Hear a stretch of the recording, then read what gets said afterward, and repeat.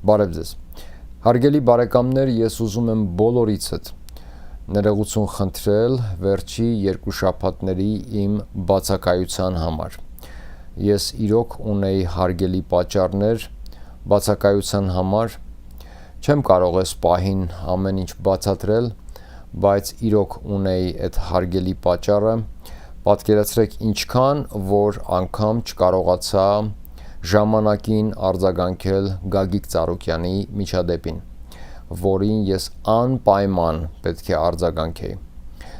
Ես երբ որ սկսեցի իմ այս YouTube-յան արշավը, ես պլաններ ունեի նման բան անելու, բայց ժամանակը դեռ չէր ինձ համար, քանի որ ես մի քանի չվերջացրած շատ կարևոր գործեր ունեի իմ անձնական կյանքում։ Ես պետք է անպայման դրանք վերջացնեի, մինչև որ նման պատասխանատվություն ինձ վրա վերցնելը, որովհետև երբ որ նման գործ ես սկսում եւ արդեն ունես հետևորդներ, մարդիկ քեզ անպայման սպասում են մինիմում շաբաթը 1-2 անգամ, նամանավանդ երբ որ մեծ իրադարձություններ են տեղի ունենում քո երկրում եւ քո երկրի սահմաններից դուրս, ոչ այդքան բարեկամ, ընկեր, անգամ կարելի ասել թշնամի երկրներում։ Եվ երբ որ դու չես կարողանում դա անել, մարդիկ հիասթափվում են, եւ ես հասկանում եմ դա։ Եվ ես ինքս տեսնում եմ, թե ինչպես շատերը անգամ unsubscribe են անում, այսինքն դուրս են գալի, չեն ուզում բաժանորդագրված մնալ իմ ալիքին, որովհետև ես չեմ կարողանում ապահովել այդ շաբաթը մինիմում 1 կամ 2 հաղորդումը։ Ես հիմա աշխատում եմ դրա վրա, որպեսզի սա չկրկնվի, որպեսզի ես դա անեմ, քանի որ ոնց որ հիշում եք, ես ոնց որ ասացի, ես դեռ չէի պատրաստվում դա սկսել YouTube-յան այս իմ արշավը, եւ ուզում եմ վերջացնել իմ բոլոր թե առողջական, թե մյուս մեծ խնդիրները, որոնք ես ունեմ իմ կյանքում, մինչ նման բան սկսելը, բայց երբ որ պարկած էի հիվանդանոցում, քանի որ հիշում եք իմ առաջին տեսանյութը դա հիվանդանոցից էր, դա այն օրն էր, երբ որ Նիկոլ Փաշինյանը այն բժշկուհի կնոջը սկսեց քաշքշել փողոցում, եւ այդ օրը հիվանդանոցում դիտելով դա ես ուղղակի չկարողացա պահել իմ նյարդերը եւ որոշեցի հենց այնտեղից հիվանդանոցի տեղաշորի մեջից տեղադրել մի տեսանյութ, որպեսզի իմ կարծիքը հայտնեմ իր այդ արարքի մասին։ Հետո երբ որ եկա տուն, երկրորդը, երրորդը, չորրորդը եւ ինչ որ ձևով արդեն ստեղծել էի սխեմա, որ շաբաթը 1-2 անգամ ես միանում էի, բայց ես մոռացել էի, որ անձնական մեծ խնդիրներ ունեմ, որոնք պետք է անպայման լուծեմ, եւ դրանք իրոք շատ ժամանակ են տանում ինձանից։ Մի օր շատ շուտով, երբ որ իրար մի քիչ ավելի լավ կճանաչենք, ես մի քիչ ավելի լավ կծանոթացնեմ ձեզ բոլորիդ այն ամեն ինչի հետ ես առնչվում եմ իմ առօրյայում եւ ինչի համար շատ անգամ ես ունեմ այս հարգելի պատճառները։ Չեմ ուզում շատ ավելի սրա մասին խոսել, քանի որ ավելի կարևոր բաներ կան խոսելու, քան իմ խնդիրները։ Դրա համար անցնենք առաջ, ես եւս մեկ անգամ ներողություն խնդրեմ ձեզանից կատարվածի համար, խնդրում եմ։ Իրոք սրտանց ուզում եմ ասել, որ սա ինչ որ ականջաթող անելու, ականջի հետև գցելու, աչքաթող անելու կներեք, աչքաթող անելու եւ ականջի հետև գցելու դեպք չի, որ ուղակի ժամանակ չունեմ կամ ինչ որ մի բանով հրճվում եմ կամ ինչ որ մի տեղ եմ, ավելի կարևոր բաներ ունեմ անելու, որոնք որ ուղակի ինձ զվարճացնում են։ Չէ, դա ամենևին այդպես չէ, ես ունեմ շատ ավելի մեծ խնդիրներ, հավատացեք, եւ դրանք ինձանից իրոք շատ ժամանակ են խլում։ Հաճելի չի անգամ դրա մասին խոսելը, բայց շուտով կխոսեմ, եկեք անցնենք առաջ, ոնց որ ասացի, իմ անձնական խնդիրները այդքան կարևոր չեն։ Պատկերացրեք, որ Գագիկ Ծառուկյանի միջադեպի պահով ուղակի չէի համբերում հասնեի կամերային եւ այս աթոռին կամ այն բոլոր տեղերին, որտեղից ես միշտ խոսում եմ, որովհետեւ նման կեղտոտ բան, ինչքան էլ որ ես սպասում էի եւ ես սպասում էի դրան, ես գիտեի, որ Նիկոլ Փաշինյանը դա անելու է, ես գիտեի նաեւ ինչու դեռ չի անում, նա արդեն ընտրությունների օրը իր շիզոֆրենիկ դեմքով եւ արտահայտություններով դեմքի խոսք տվեց, որ անպայման Գագիկ Ծառուկյանին եւ իր առյուծներին դաստիարակչական, ուրեմն դասեր է տալու եւ ես գիտեի, որ նա անպայման դա անելու է, քանի որ նա դա նրա տեսակն է, բայց ասեմ ձեզ ինչու համար էր հետաձգվում սա։ Նախ նա ուզում էր սա անի այն օրը, որ ինքը քաղաքից բացակայելու է։ Ասեմ ինչի համար։ Քանի որ Նիկոլ Փաշինյանը շատ է սիրում դրամա, շատ է սիրում տես մեծ մելոդրամաներ եւ նա օգտագործում է ուրեմն արևմտյան մոդելը տերորի, դա այն մոդելն է, որ դուք լավ հիշում եք Godfather ֆիլմում, երբ որ Մայքլ Կորլեոնը երեխաներին է կնքում, իսկ իր գուները, այսպես են ասում անգլերեն, his goons, այսինքն իր զինվորները դրսում մաքրում են բոլոր Մայքլ Կորլեոնի խնդիրները։ Նիկոլ Փաշինյանը սիրում է ամերիկյան, հոլիվուդյան դրամաներ եւ քանի որ նա ընտրել է արևմտյան ստիլը, նա օգտագործում է բոլոր ՑՌՈ-ի եւ MI6-ի, Mi6-ի գործելավոճը եւ նա անպայման պետք է գրեր մի սցենար Գագիկ Ծառուկյանի ոչ թե ձերբակալության, այլ տերորի միջոցով բերման ենթարկելու սցենար պետք է գրեր եւ դրա պատճառով էլ այս գործը հետաձգվում էր։ Նա գիտեր, որ շուտով քաղաքից դուրս կգա, քանի որ նա շատ հաճախ է քաղաքից դուրս գալիս հանրապետությունից եւ նաեւ պետք է գրեր դրա սցենարը։ Եվ սցենարը գրել շատ այնպիսի մի ուրեմն դրամայի ժանրից, որ ազգը անպայման ապրի ինչ որ մի պսիխոտրավմա երկար ժամանակ դա նայելուց հետո, ինչպես արվեց հոկտեմբերի 27-ին։ Ու սա հոկտեմբերի 27-ի հետ համեմատելու դեպք չէր, բայց տեսակը, գործելավոճը պետքա լիներ նույնը։ Եվ դրա համար էլ հետաձգվում էր, բայց ես սպասում էի։ Հիմա ես մի երկու բառով ուզում եմ դիմեմ անպայման Գագիկ Ծառուկյանին եւ իր հարազատներին եւ ընտանիքին։ Ես Գագիկ Ծառուկյանին անձամբ չեմ ճանաչում։ Մենք իրար հետ մեկ անգամ ուղակի ձեռնվել ենք, բարևել, ծանոթացել ենք իր 40-ամյակին, որը նա նշում էր միտեղ մի ռեստորանում, որը որ իմ Սանիկի ռեստորանն էր։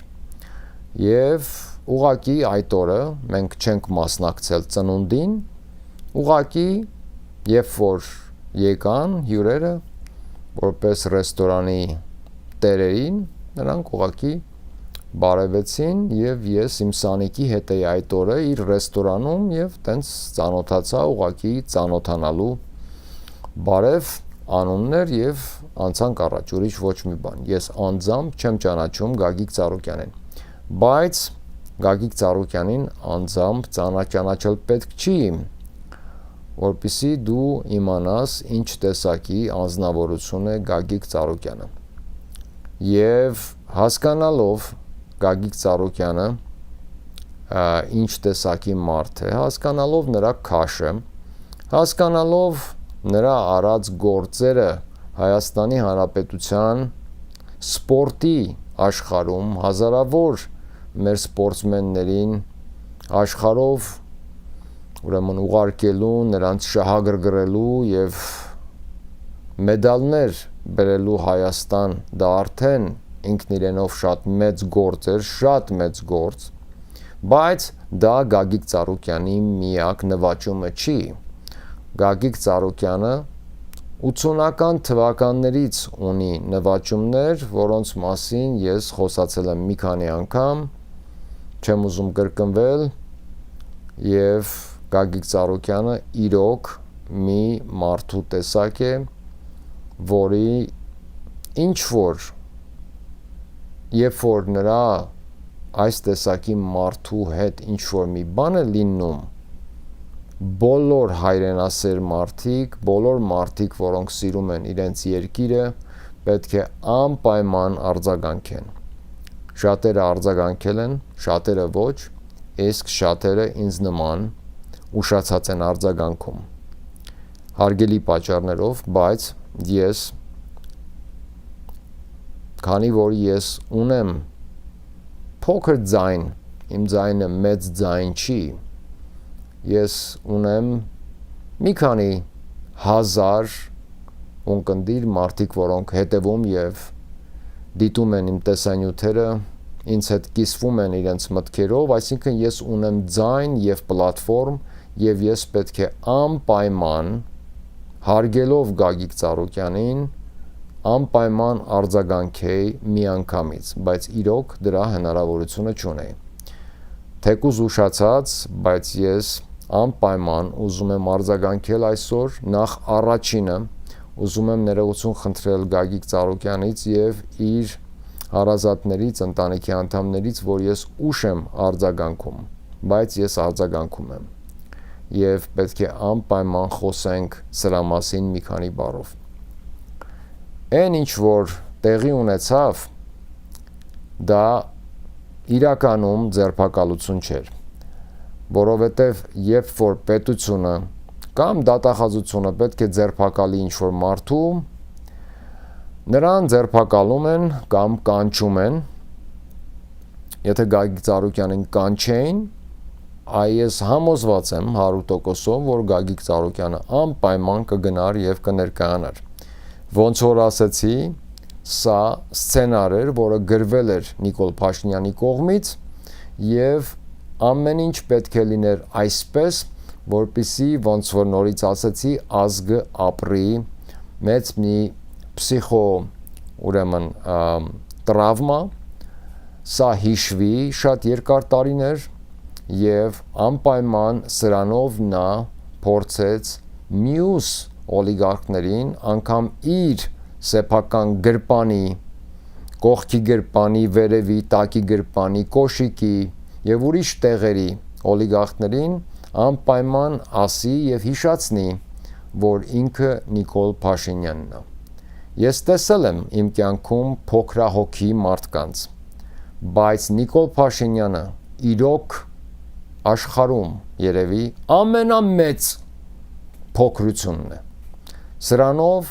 նա ապացուցեց, որ նա իրոք մեծ փոքրություն է, մեծ, շատ մեծ։ Եվ այն կադրերը, որոնք որ մենք դիտեցինք, ցինիկ կադրերը, ես հիմա ասեմ ինչ եմ կարծում այդ կադրերի պահով։ Ուրեմն կադրերի մեջ ցույց է տալիս, թե ինչպես են ԱԱՑ-ի շակալները հարձակվում մի տարիքով մեծ, բայց դեռ ուժեղ առյուծի վրա։ Եվ այս մանր իրենց 6 տակ շոր հագած, այդ իրենց համազգեստերը 6 տակ հագած, համոզված եմ թթու լավաշի դեմքերով, այդ քրտնած սենց պսպղացող իրենց դեմքերով ԱԱՑ-ի թուրքերը շակալ հարձակվել էին մի տարիքով մեծ առյուծի վրա եւ երևում էր ուղակի, որ այդ տարիքով մեծ առյուծը կարող էր ֆիզիկապես այս շակալներին այսենց իրար խփելով, ոսկորները ջարդելով շպրտեր իր տան մեջ այս կողմ են կողմ։ Բայց անգամ երևում է, եթե ուշադիր դիտեք, որ այս առյուծը պահը մեղմելու իր տան մեջ, քանի որ երևի թե իր տան մեջ թորնիկ կար, կին կար, ինչ որ մարդիկ կային, պահը մեղմելու համար ինքը իրենով պարկում է իր տան մարմարների վրա։ Երևի Նիկոլ Փաշինյանը մոռացել էր իր սցենարի մեջ անպայման գրել, որ անպայման դուրս կբերեք, կտանեք դեպի ասֆալտը,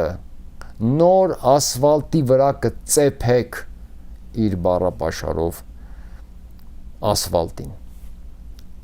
Բայց Նիկոլ Փաշինյան, դու ստեղ շատ մեծ սխալ էիր գրել քո սցենարը։ Գագիկ Ծառուկյանին պարկեց Գագիկ Ծառուկյանը, ավելի ճիշտ, պարկեց իրեն վայել մարմարի գետնի վրա, մաքրած իր տան մեջ համոզված եմ օրական մի քանի անգամ այդ գետինները մաքրում են եւ նա պարկեց իր տան մարմարի վրա։ Բրավո, դու իրոք այս մարդուն պարկացնել տվեցիր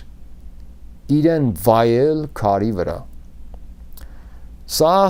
իրոք իմ մեջ սա ինչ որ պսիխո տրավմա չի թողել։ Սա ինձ ուղակի եւս մեկ անգամ կներեք հիշացրեց, թե ով է ղեկավարում մեր պետությունը։ Մենք ունենք մի մարդ, որը ինքն իրեն հռչակել է երկրի ղեկավար եւ տերորի միջոցով ղեկավարում է երկիրը։ Սա ձերբակալություն չէր մի մարդու, ոնց որ ասացի, երբ որ պետությունը ձերբակալում է ինչ որ մի մարդու, նման մարդու իրենք կկանչեին, որպեսի գար։ Կամ եթե պետությունը իրոք ձերբակալում է մի մարդու, նրանք գնում են այդ մարդուն ձերբակալում են եւ բերում են, բերման են ենթարկում։ Կամ եթե ինչ որ խումբ է, որը որ ինչ որ մի հանցանք է կատարել, խմբին ձերբակալում եւ բերում են, ուր որ պետք է բերեն, բերման ենթարկեն։ Բայց մեր դեպքում, Գագիկ Ծառուկյանի դեպքում, տերորի միջոցով ձերբակալվել են հազարավոր մարդիկ։ Գագիկ Ծառուկյանի հետ միասին նաև ձերբակալվել եւ պատժվում են, տերորի են ենթարկվում հազարավոր աշխատակիցներ, որոնք աշխատում են Գագիկ Ծառուկյանի ստեղծած աշխատատեղերում։ Դուք հասկանում եք, ինչ է տեղի ունենում մեր պետությունում։ Տեղի է ունենում հետևյալը. ձերբակալում են մի մեծ գործարարի, իրոք տերորի միջոցով բերման են ենթարկում, որովհետև նորից նա կարող է ուղղակի ներկայանալ եւ այս ամեն ինչը պետք չէր, բայց ձերբակալում են մի մարդու եւ դրա հետ միասին պատժում են հազարավոր մարդկանց, որոնք աշխատում են այս մարդու բիզնեսներում։ Ինչ կապ ունեն այս մարդիկ, ինչի համար են պատժվում մեր հայրենակիցները, որոնք իրենց աշխատանքով համոզված եմ պահում են տարեց ծնողների, կանանց, երեխաների, հիվանդ եղբայրների քրերի եւ հազար ու մի տեսակի ֆինանսական հարցեր են լուծում իրենց միջին աշխատավարձներով։ Մարդիկ, որոնք ունեն նման աշխատանքներ, ես համոզված եմ, որ չունեն յետքցած գումարներ, չունեն կարողություններ եւ նրանց համար ամեն անգամ այս աշխատավարձը ստանալը կրիտիկական նշանակություն ունի։ Եվ երբ որ դու տերոր ես անում բիզնեսի տիրոջը, տերորի ես ենթարկում նաև հազարավոր մարդկանց, դու ուղակի ցույց ես տալիս քո այս արշավով, որ դու թքած ունես այս բոլոր մարդկանց, իրանց ընտանիքների, իրենց տարեց ծնողների, երեխաների, կանանց եւ իրենց ամեն ինչի վրա։ Սա ուղակի ուրիշ բացատրություն չունի։ Ես իրոք փորձել եմ վերջին օրերին հասկանալ ինչ կերպ կարելի է այս հարցը կամ այս միջադեպը բնութագրել եւ ոչ մի կերպ չեմ կարողացել գալ ուրիշ մի հայտարարի, քանց այն ինչ որ հենց նոր ես ասեցի։ Սա տերորի միջոցով ամբողջ մի զանգվածի, ամբողջ մի հասարակության շերտի պատժել է։ Ուրիշ սրան բացատրություն չկա։ Ես ուզում եմ դիմել Գագիկ Ծառուկյանի բոլոր այն աշխատողներին, որոնք որ այս պահին աշխատանք չունեն։ Եվ սա նաև վերաբերվում է բոլոր մյուս այն աշխատողներին, որոնք հենց հիմա աշխատանքի են, բայց աշխատում են ուրիշ մի օլիգարխի հիմնարկությունում կամ ստեղծած աշխատատեղում։ Սա նաև երևի պետք է լսեն այն օլիգարխները, որոնք որ այս պահին շատ լավ հասկանում են ինչ է տեղի ունենում։ Ես չեմ կարող ձեզ խորհուրդ տալ, դուք շատ խելացի մարդիկ եք, բայց երևի թե դուք էլ սկսեք զգուշանալ այն ամեն ինչից, ինչ որ ձեր հետ է լինելու, որովհետև ես հիմա կբացատրեմ, թե ես ինչ եմ կարծում, ինչ է անում Նիկոլ Փաշինյանը եւ որ դուք ոչ մեկդ ապահովագրված չեք այս պահին, որովհետև սա ընդհանրապես կապ չունի անձերի հետ, սա կապ չունի Գագիկ Ծառուկյանի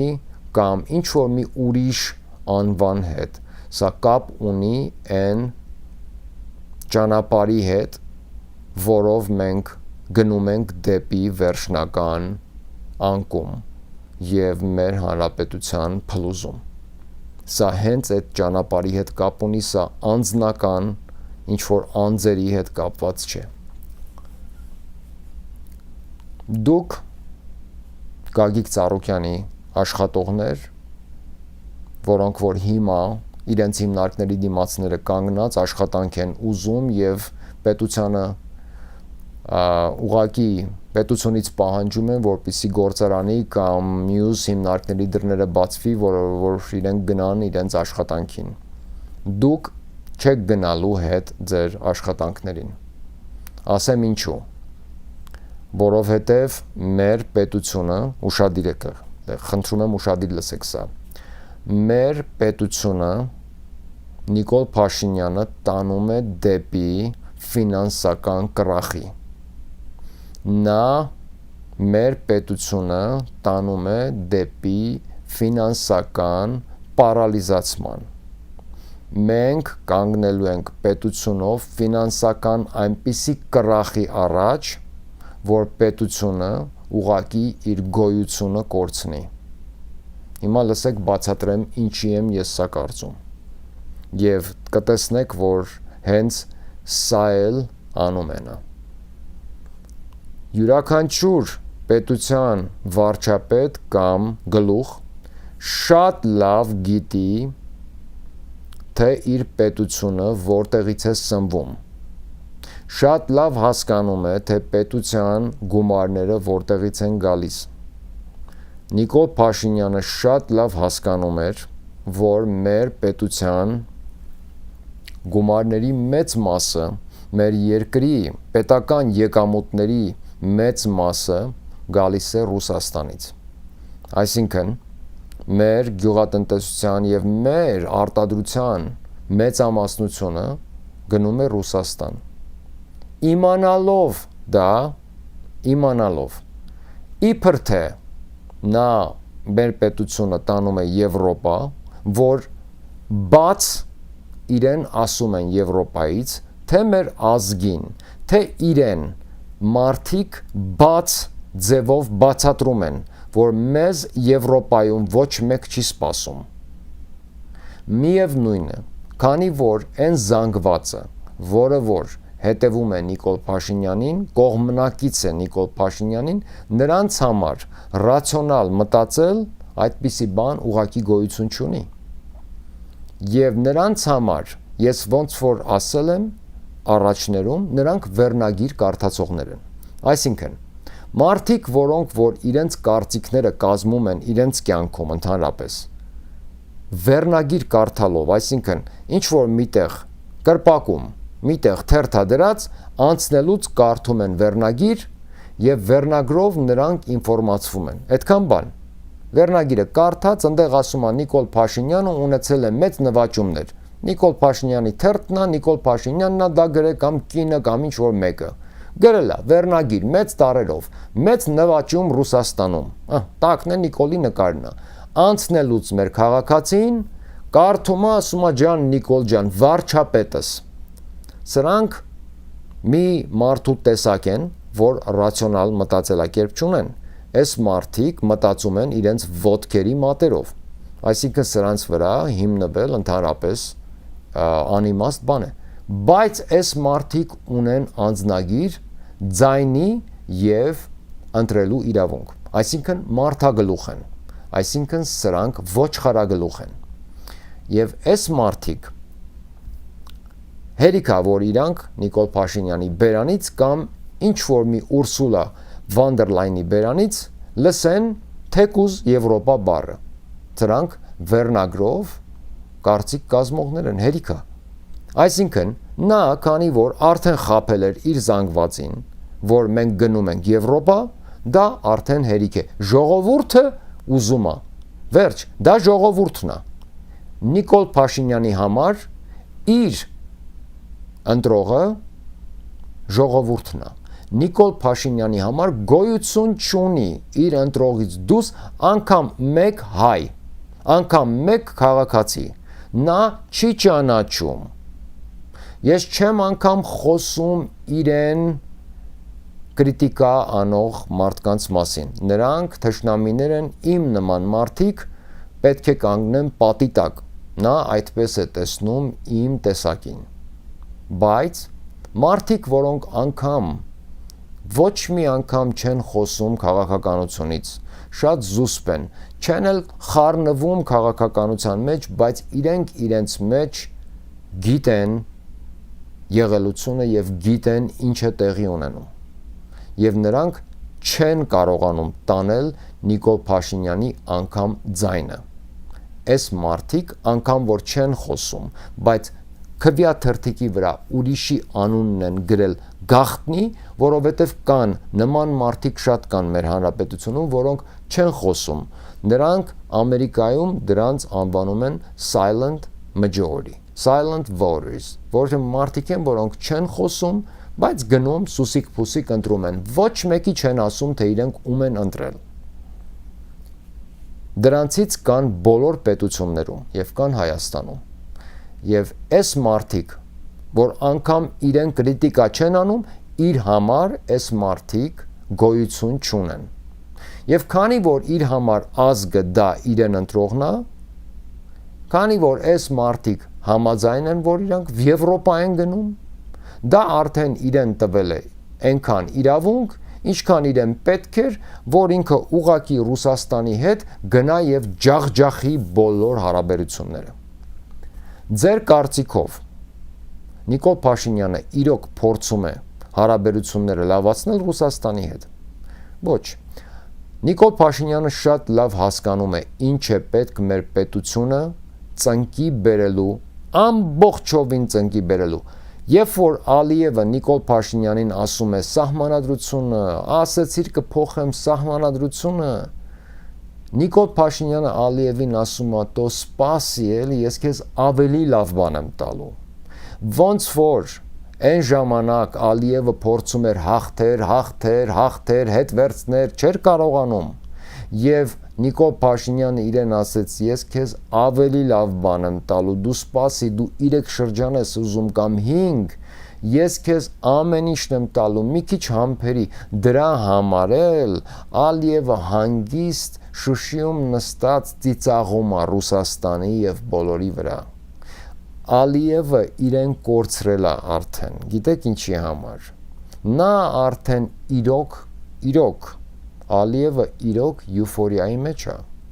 Այս մարդը իրոք ընկել է մի այնպիսի եուֆորիայի մեջ, որ մեկ ինձ թվում է Ալիևը չորացրած սունկեր է ուտում, վայրի, որոնք քեզ գցում են գալյուցինացիայի մեջ։ Ինձ թվում է այս մարդը լուրջ գալյուցինացիաների մեջ է։ Դուք այն օրը Շուշիում տեսաք Ալիևի պահելաձևը, կարգապահությունը։ Դա նորմալ բան չէր, որովհետև Փաշինյանը նրան ավելի մեծ բան է խոսք տվել։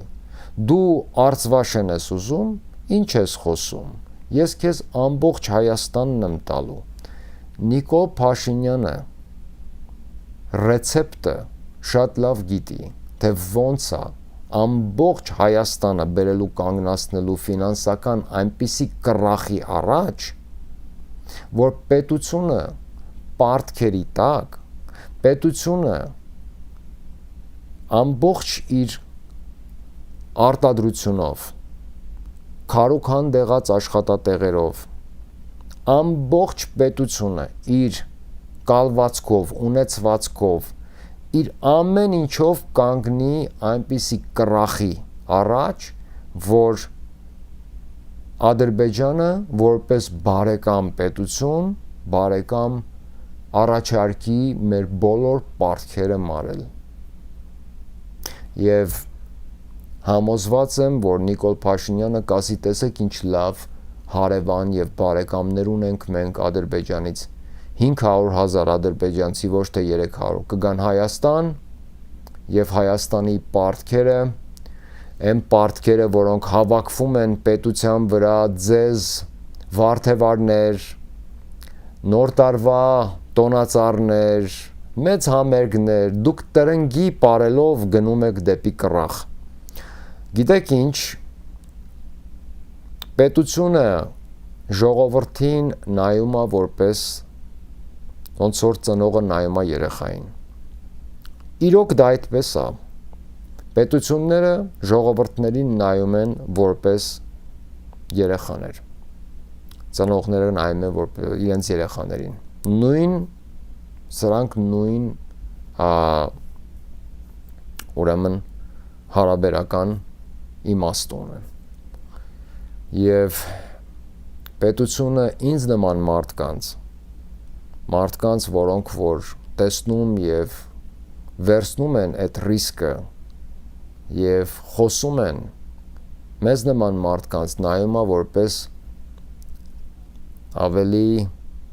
թինեյջեր երեխաներ, մի քիչ ավելի մեծացած երեխաների, որոնք որ արդեն հետ են պատասխանում։ Նրանք տանել չեն կարողանում ինձ նման մարդկանց։ Եվ մարդիկ, որոնք որ տեսնում են այն բոլոր խաբեությունները, որ պետությունը անում է իր ժողովրդի դեմ, դա նույնն է, որ ծնողը փոքրիկին ասում է, այ որ քնես, ես քեզ սենց բան կտամ, կամ ես երկի տակ պարես, ես քեզ կամֆետ կառնեմ կամ պաղպաղակ, մի քիչ ավելի մեծ երեխան կողքից ասում է, խափում է, չանես, ասենք։ Նույն բանն ասա։ Եվ այս վերջին 8 տարվա մեջ, ես որ ասում եմ Տրոյան ձին Հայաստանում է, այս վերջին 8 տարվա մեջ սուտը, սատանու սուտը մտել է մեր երկիր եւ խաբեության միջոցով, բայց երկ ուրախությամբ մեծ առիթներով, համերգներ բերելով, տարբեր տեսակի երգիչ երգչուհիների բերելով, ձեզ զբաղացնելով պարտքը, քանի որ Ադրբեջանը եւ Թուրքիան ընդհանրապես խնդիր չունեն 30-40 միլիարդ դոլար տան եւ Հայաստանը գնեն։ Դուք հասկանում եք, այսօր այդ ժամանակը չի աշխարհի վրա։ Մենք չենք ապրում այն ժամանակում, որ կարելի է պետություն գրավել ձիերով կամ տանկերով։ Մենք չենք ապրում նման դարում։ Մենք ապրում ենք մի դարում, որ պետություններ գրավում են աֆերիստության, կեղտոտության, ստի եւ նման շուլերությունների միջոցով։ Սա իրականում ժողովուրդ, սա իրականում մեծ մի շուլերություն է եւ իրենք շատ հմուտ դա անում են։ Հիմա ես ձեզ ասեմ, ինչ Նիկոլ Փաշինյանը եկել է, հասկանալով, որ մեր պետությունը չունի նման հնարավորություններ, նրանք պարտքեր են կուտակում, միլիարդներով պարտքեր։ Եթե պետության գլուխը գիտի, որ միլիարդավոր պարտքեր գրավելով, եթե նա իրոք իր պետության համար մտածող լիդեր է, եթե նա իրոք այն լիդերն է, որ իրոք սրտացավ է իր պետության համար, հասկանալով, որ IMF-ից եւ նման տարբեր համաշխարհային բանկից եւ նման տեղերից մեծ գումարներ պարտքով վերցնել եւ վատնելը վերջում պետությունը կանգնեցնելու է կռախի առաջ եւ այդ ամեն ինչը անելուց հետո հասկանալով, որ Ռուսաստանի ծորանը փագելուց հետո պետությունը չի կարողանալու մարել այս պարտքերը, այս մարդը նորից շարունակում է ձեզ մեծ ծախսեր անելով զբաղեցնել, բայց միևնույն ժամանակ աշխատատեղերը կտրել, օլիգարխների, որոնք որ աշխատանքներ են ապահովում,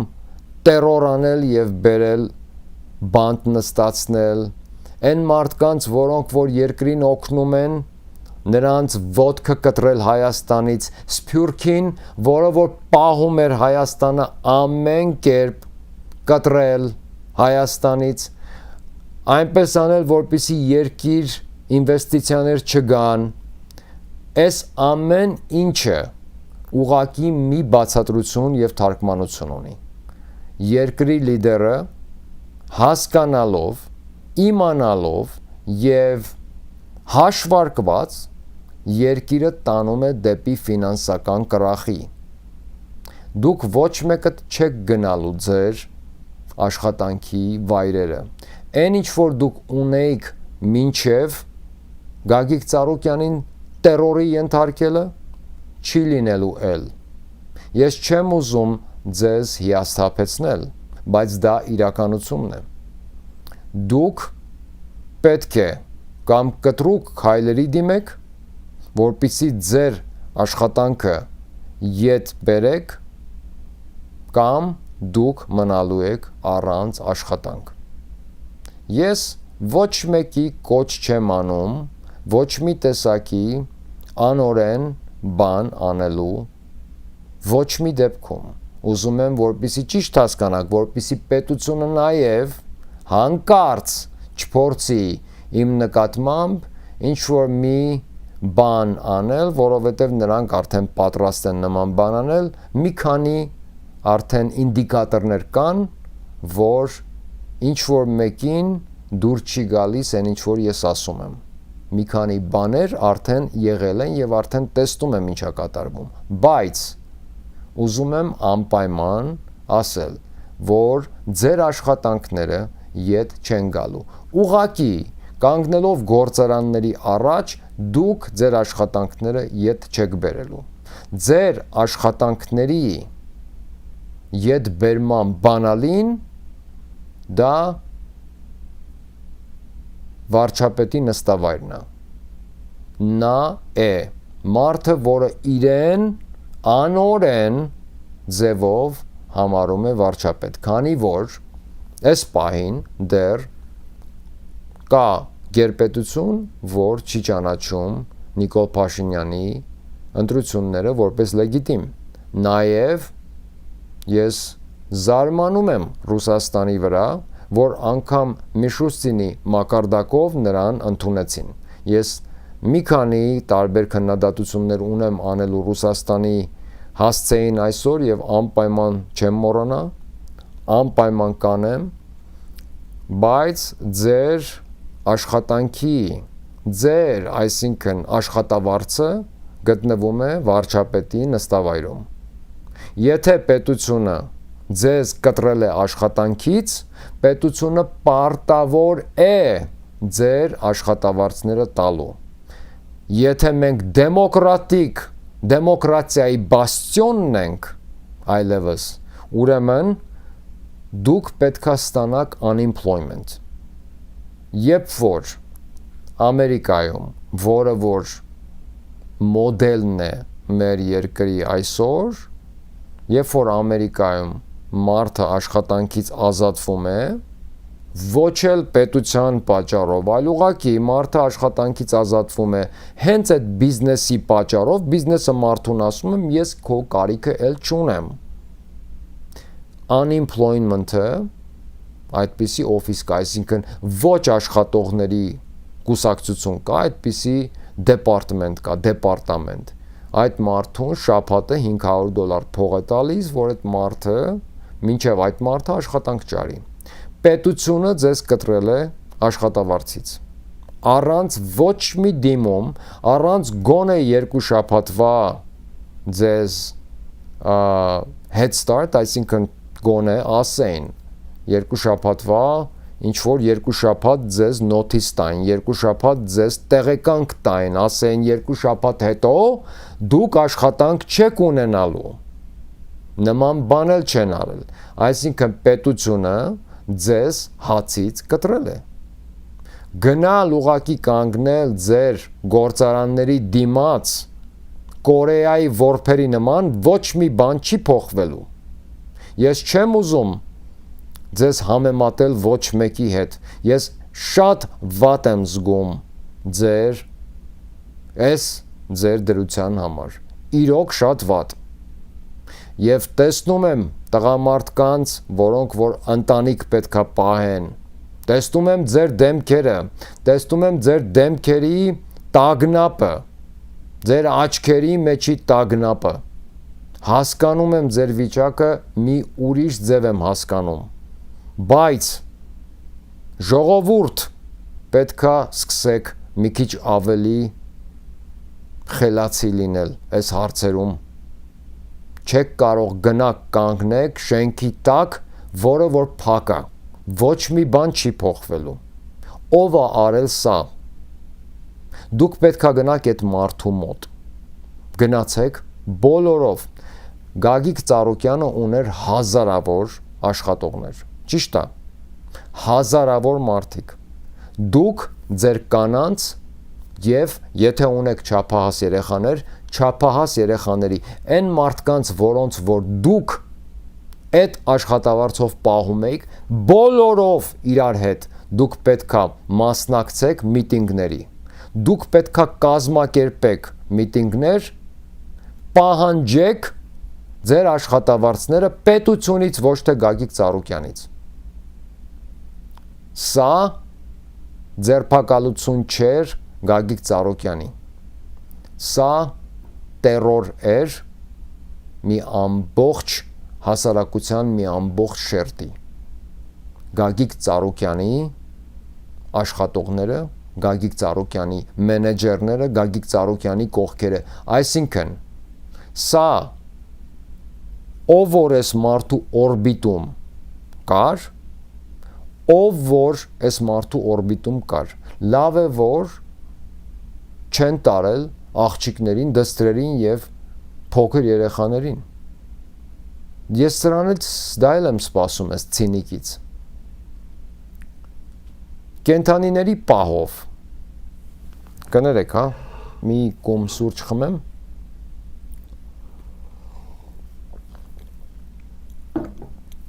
Կենթանիների պահով Հայաստանում կան հազարավոր մարդիկ, որոնք մեծ կենդանասերեր են։ Ես տեսնում եմ նրանց ինտերնետի վրա։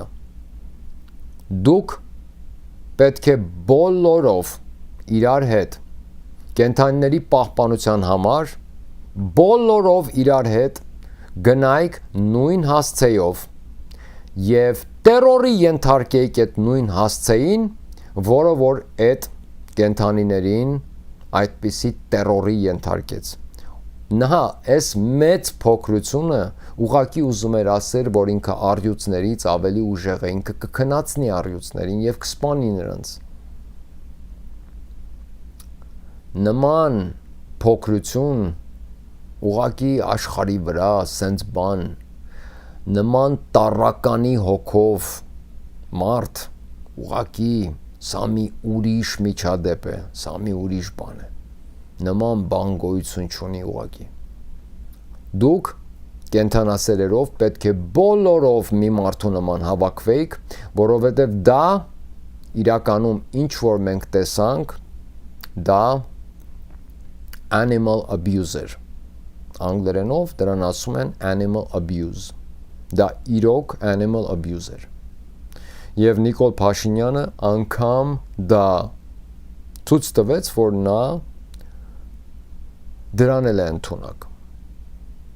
Լավ, հիմա եկեք մի հատ նորից ամփոփենք այս ամեն ինչը։ Այսինքն մենք ունենք մի սիտուացիա, որտեղ պետության ղեկավարը հասկանալով, շատ լավ հասկանալով, փակում է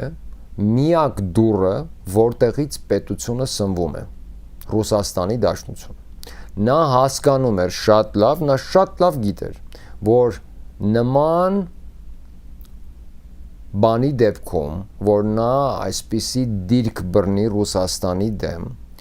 եւ անընդհատ օգտագործի նույն Վրաստանի նույն պրետենզիաները, ինչ որ արեց Վրաստանը, հասկանալով Վրաստանի փորձից, թե Ռուսաստանը ինչպիսի հետ հարված է հասցնելու եւ ինչպիսի ռեակցիա կունենա նման երկրորդ միջադեպին, նա հասկանալով նորից գնաց այդ ճանապարհով եւ Ռուսաստանին հասցրեց նույն հարվածը, ինչ որ Սաակաշվիլին այն ժամանակ։ Եվ եղավ նույն բանը, եւ Սաակաշվիլուց հետո էլ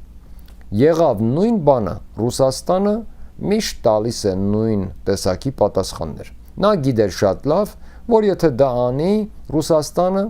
փակելու է Լարսը եւ մեր ապրանքը մնալու է Հայաստանում։ Հասկանալով դա արեց նա։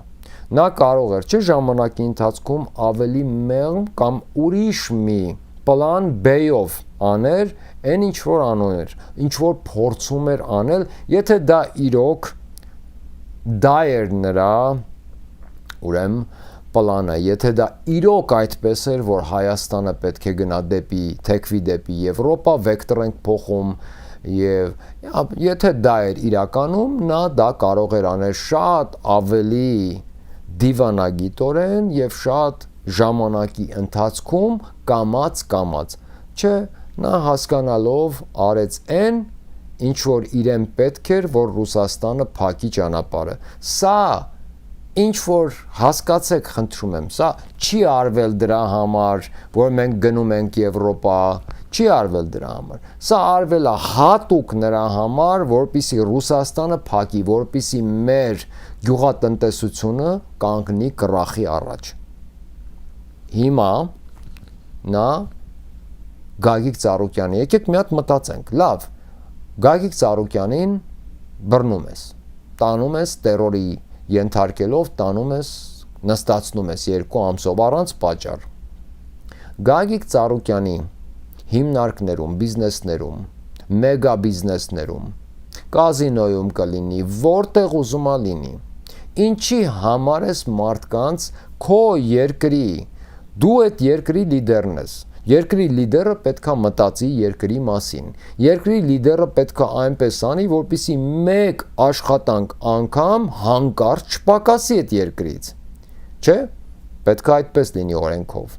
բայց մեր երկրի ինքն իրեն հռչակած լիդերը հակառակ բանն է անում, հազարավոր աշխատողների կտրում է աշխատանքից մեկ օրվա ընթացքում, որ մի իր պետության մասին մտածող լիդերը կանի նման բան։ Այսինքն, եթե այդ մարդը, որովհետև ասեմ ձեզ հետևյալը, անգամ եթե վաղը բացվեն այդ աշխատատեղերը, անգամ եթե վաղը բացի ինքես աշխատատեղերը, ամիսներ են պետք, որպիսի այս մարդիկ կարողանան հասցնեն այն ամեն ինչը, ինչ որ կորցվեց այս վերջին մի քանի օրվա մեջ, թե իրենց աշխատատեղը, թե հավատացեք, դա այդպես է, ամիսներ, ոչ թե շաբաթներ, ամիսներ են պետք։ Նա շատ լավ, Նիկոլ Փաշինյանը շատ լավ գիտի դրա մասին, նա շատ լավ հասկանում է, որ ամիսներ են պետք դրա համար, հասկանալով նա դա անում է։ Ինչա դա ձեզ ասում, դա ձեզ պետք է ասի, որ նա թքած ունի այդ աշխատատեղերի, այդ աշխատողների եւ մնացած բոլոր ֆինանսական հարցերի վրա։ Մեր պետությունը դրթվում է ծնկաչոք արվելու։ Նա հատուկ է սա անում։ Սա շատ հաշվարկած խաղ է։ Ես չգիտեմ վերջում որ մի տարբերակը կլինի այն, որ Հայաստանը կանգնեց այնպիսի պարտքի մեջ, որովհետև քանի որ դուք պարելով գնում եք, պարելով, ջրվելով, հասկանում եք դուք, համերգներով, գառնիում, համերգներ, կլուբեր, չգիտես, դուք հասկանում եք ինչա կատարվում, ձեզ պարելով տանում են սպանելու, դուք հասկանում եք, ձեր վերջին պարն ասա, և դուք ոչ մեկըդ չեք ուզում մեկ պահ կանգ առնեք և հասկանաք, որ այս խնջույքները շատ վատ վերջաբան ունեն, ոնց կարող է մի ազգ, որ այսքան մեծ պրոբլեմներ ունի, լավ սատանան ձեր մեջից եփա դուրս գալու,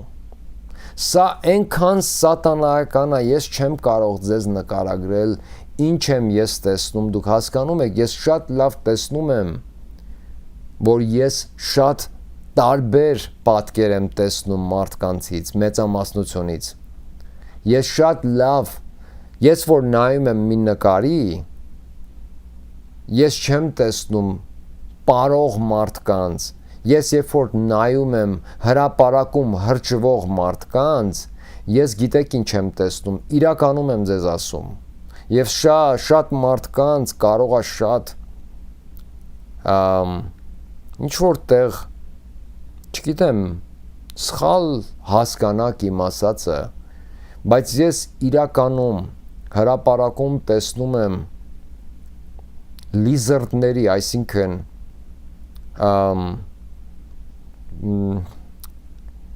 ոնց բացատրեմ, որ ճիշտ լինի, ռեպտայլների, օձերի դեմքերով, ինչ-որ սատանայական, ինչ-որ մի բան է մտել ես ազգի մեջ, ինձ ոնց որ տեսնեմ են բանում Վենեցիայում կարնավալների ժամանակ սատանայական մասկաներ կային, հիշում եք, կան չէ, ինձ այտենց մարդկանց դեմքերին, որ նայում եմ ես հրճվող, ինձ թվում է, թե բոլորի դեմքերին նման սատանայական ինչ-որ ժպիտներ կան, իրենք հրճվում են, երբ որ պետությունը, երբ որ իրենց տակից գետինը քանդվում է։ Ինձ չգիտեմ ինչի թվում է, թե սատանան մտել է այս ազգի մեջ, սատանան մտել է այս երկրի մեջ ու մտել է ասենց մարդկանց ողնաշարների, մարդկանց ուղեղների, մարդկանց սրտերի հոգիների մեջ ու ասում է դու բարի, դու գործ չունես, դու սուրճդ խմի, դու գործ չունես, ուրախացի դու ու մարդիկ սենց ինչ-որ կեղծ հրճվում են, ինչ-որ կեղծ բաներ են անում, ինչ-որ իրենք չեն հասկանում ինչի համար են այսքան ուրախացել։ Դուք հասկանում եք սա ինչ սև բալ մասկարադա, ընդեղ 5000 մատղաշ երեխու թաղել եք,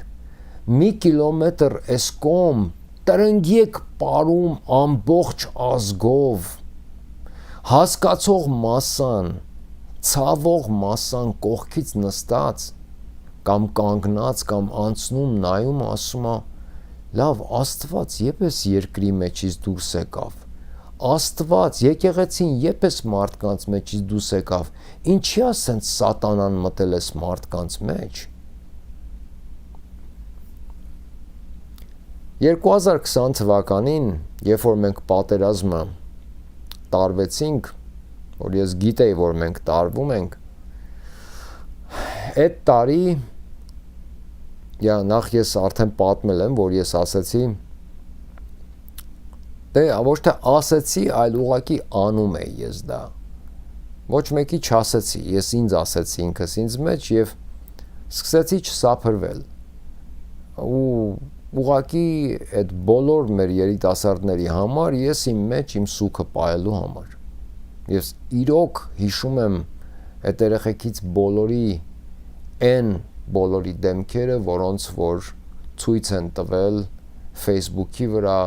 շատերի նկարները պահել եմ հեռախոսիս մեջ և այդ երեխեքը իմ տղայի տարիքին են, ես մեծ տղա ունեմ, մեծ աղջիկ ունեմ նաև և իմ երեխու տարիքի երեխեք են սրանք և նրանք ոչ մի բան չտեսան իրենց կյանքում, գնացին և զոհվեցին և պարզվեց, որ այդ ամեն ինչը շինծու էր, նրանք կարող էին ուղղակի տանը մնալ և հողերը ուղղակի հանձնվեր, եթե դա պետք է արվեր, բայց մի մարդ որոշեց նաև ազգին սպանի, մինչև որ այս ամեն ինչը մեկը անելու էր, բայց նաև որոշեց սպանի, որ իրեն դավաճան չասեն, միևնույն է իրենք դավաճան ասում են, բայց նա այտենց էր որոշել և հետո այդ տարի, երբ որ եկավ Քրիսմասը Ամերիկայում և Քրիսմասը մենք ամեն տարի շատ լավ նշում ենք, ես կինս երեխաներիս հետ, ես շատ լավ ընտանեկան կյանք ունեմ, շատ լավ և մենք կնոջս հետ արդեն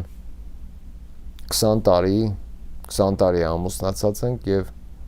20 տարվա մեջ մեր մոտ դեռ երևի թե այդ առաջի ամիսը դեռ չի վերջացել և ամեն տարի մենք մեր երեխաների հետ անպայման շատ լավ Քրիսմաս և շատ հաճելի նոր տարի ենք անում ես 2020 թվին ասեցի իմ փոքր երեխաներին, որոնք որ ես 4 երեխա ունեմ որ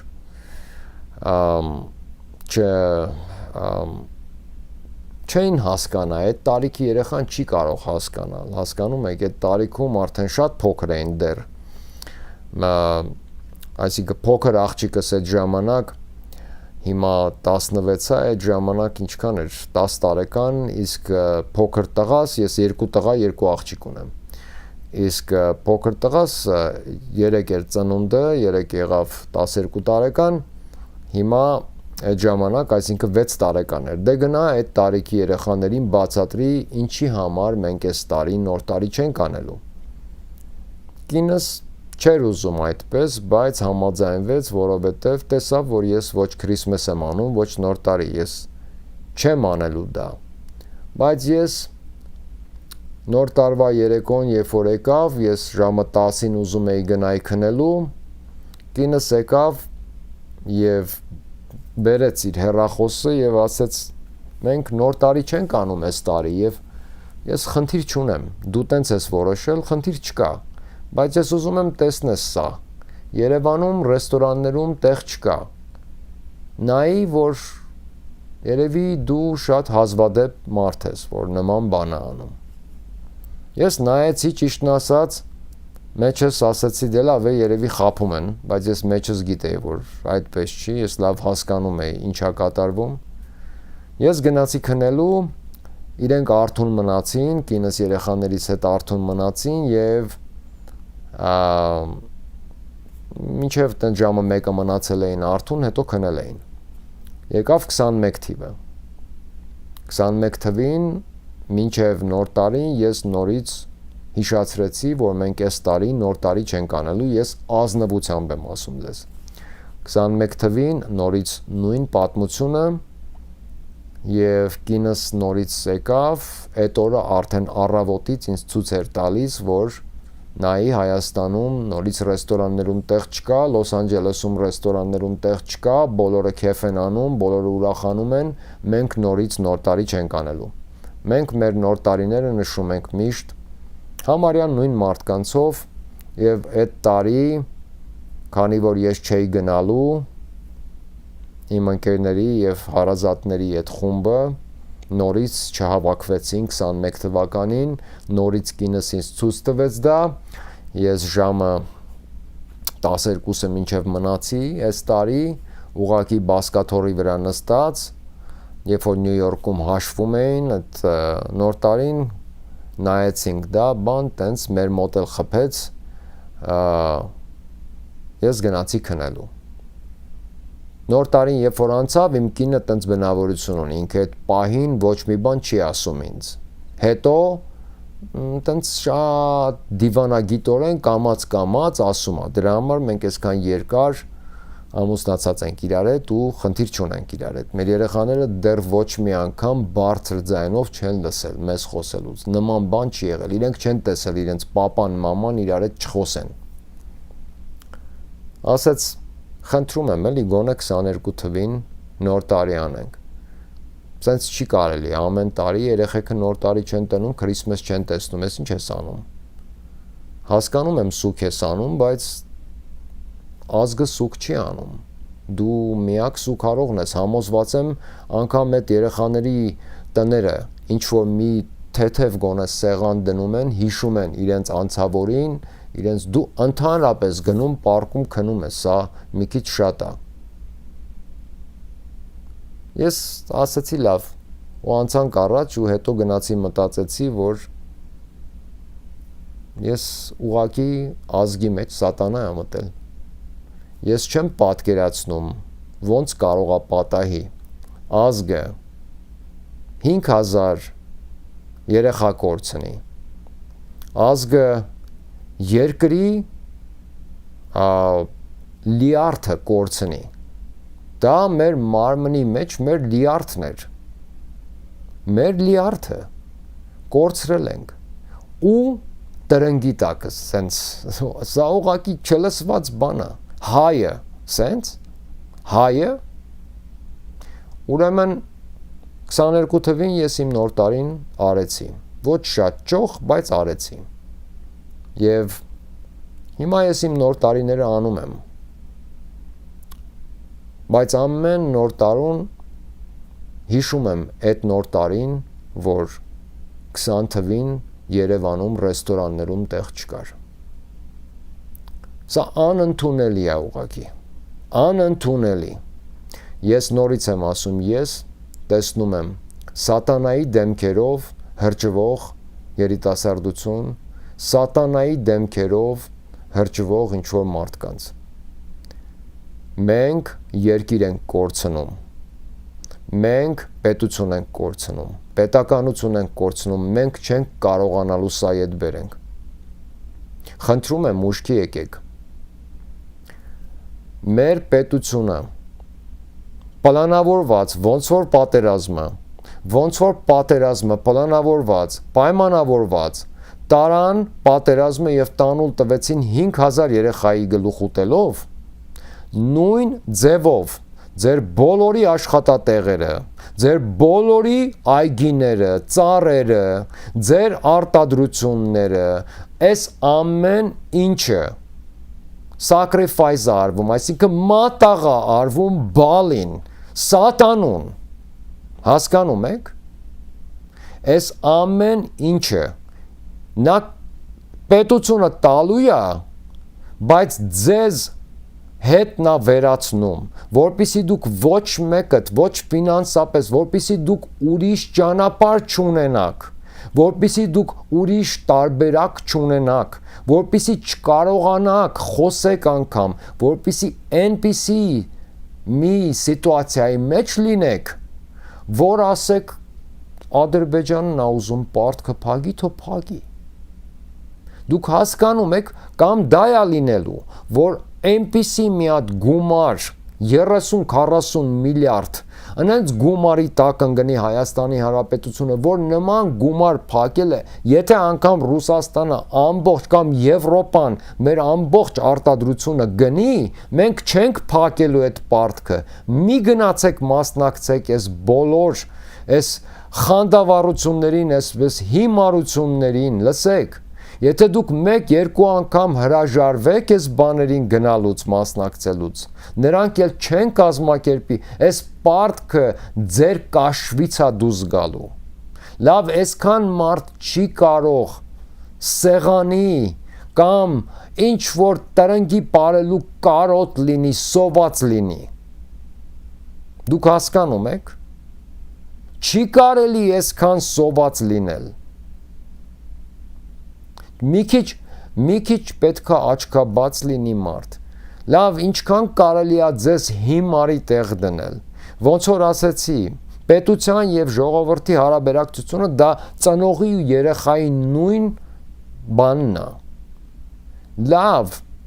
եթե կա մի հատ տան մեջ 2 հատ, 10 հատ, 20 հատ, իմ նման մարդ, որ տեսնում է, ձեզ ասում է ժողովուրդ, այ պուճուր ախպեր, այ իմ տարիքի ախպեր, որ շատ է սիրում լավ բաներ։ Քեզ խափում են մաման, պապան։ Մի արասա, մարոժնի չի լինելու։ Կամ որ մարոժնին ուտես, դու 2 հատ էլ գիրք ես կարդալու։ Հենց կերար։ Ու ունես գիրք, որ դու չես սիրում։ Մի քիչ հասկացեք, պետությունը հաշվարկված տարվում է ֆինանսական կրախի։ Երբ որ վաղը մյուս օր ձեզ բերեն 2 տարբերակ տան եւ ասեն տարբերակը սա է, կամ IMF-ը կամ Անգլիայի կենտրոնական բանկը IMF-ը պետությունը վերցնելու է, որտեվ կրախի տակ է պետությունը։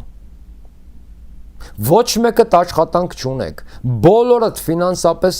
իրոք շատ վատ վիճակում եք, հազիվ մի քիչ սկսել եք շնչել, սփյուռքից էլ այդքան փող չի գալի, սփյուռքի հերն անիծել եք, սփյուռքի ոտը կտրել եք, սփյուռքից ինվեստիցիաներ չկան, նայեք տների գները արհեստական ուր են բարձրացրել Հայաստանում, դուք գիտեք սա ինչի է արվում, դուք հասկանում եք սա ինչի է արվում, դուք ոչ մեկդ Հայաստանում էլ տուն չեք կարող առնել, դուք ձեր երկրում տուն չեք կարող դուք առնել։ Սա միայն հասանելի է մարդկանց, որոնք կարող են չէ առնել այս տները, դա նորմալ բան չի, մեր երկրում անշարժ գույքը Մոնտե Կարլոյի գների է հասնում, ինչի համար, որ մի դրվագով ու պատրվագով է այս երկրում անշարժ գույքը հասել այս գների, խնդրում եմ ինձ բացատրեք, ինչի համար, ինչի հիման վրա, կարող է խաղաղության երկիր է սա, էկոնոմիկան չգիտեմ որտեղ է, ծովի ափին է, Պալմա դե Մայորկան է, ինչ է այս երկիրը, ինչի համար է հասել ստեղ, դուք հասկանում եք, որպեսզի դուք երկիրը պետությունները իրենց երիտասարդության վրա են հիմնված։ Եթե մեր երկրում երիտասարդությունը էլ տարբերակ չունի, այսինքն նա ընտանիք ստեղծելու տարբերակ չունի, տուն ունենալու տարբերակ չունի, ուր է գնալու այդ երիտասարդը, ռայոններ, ռայոնների գները նայեք մի հատ, Հրազդանում կամ չգիտեմ մի հատ գյուղի անուն ասեք, աշտարակում կամ հոկտեմբերյանում դուք 100,000-ով կվարձիրայեք տեսել, $100,000, Դիլիջանում $1.5 միլիոն տուն եք տեսել դուք պատկերացնում եք ինչ է կատարվում, այս արհեստական է արվում, արհեստական, Լավ այդ տան տերը, ով որ կոմունիստների ժամանակվանից այդ տունը ստացել էր, լավ այդ մի մարդը օգտվեց, ասեց, արա, այս ինչ եղավ իմ հետ։ Ես դարձա իմ երազած տղան։ Կես միլիոնով կենտրոնում մի հատ տրակած, մեռած, սպանված տուն ծախեցի ու գնացի ես։ Այդ մարդը օգտվեց։ Գնողը այդ տան, այդ տունը 200,000-ով վաճառելու հետո, ոչ։ Նա արդեն կես միլիոնով գնել է, մի հատ էլ 100,000 վրանա ծախսե, չէ, 600։ Այսինքն նա եթե վաճառի այդ տունը ինչքանով պետք է վաճառի, կամ գոնե 600-ով, կամ 750-ով։ Այսինքն մյուս մարդը ով է գնելու այդ տունը։ Ասեմ ով։ Մի հատ հրեա։ Մի հատ մուլտիմիլիոնատեր հնդիկ, որը որ շուտով Հայաստանում բիզնես կունենա, որ 100 հատ էլ հնդիկ աշխատող պահի։ Դուք հասկանում եք ինչ է կատարվում։ Մեր երկրում ստեղծում են մեր ժողովրդի, մեր մարդկանց, Հայաստանի Հանրապետության բնակիչների